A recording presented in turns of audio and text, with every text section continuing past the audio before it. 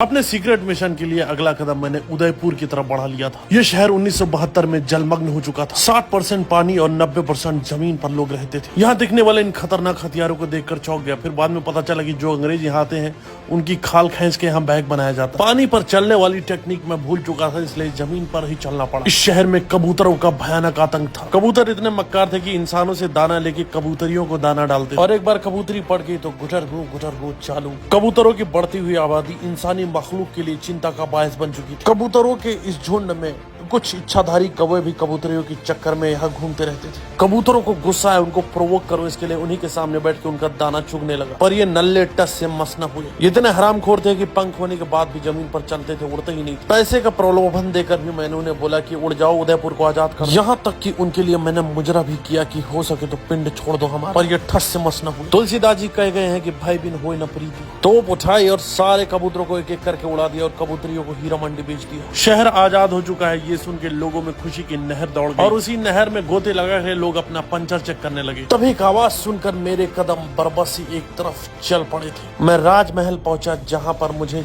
एक आवाज गूंज रही थी, बदबदी बदबदी आए हाय ओए होए। ये आवाज इतनी कर्कश थी कि ऐसा लगा कानों में जैसे किसी ने हक दिया। मैंने देर नहीं की और पैर पर सर रखकर भाग गया। जिंदगी में लोग मेहनत तो बहुत करते हैं, पर सफल सिर्फ मटर ही हो पाई।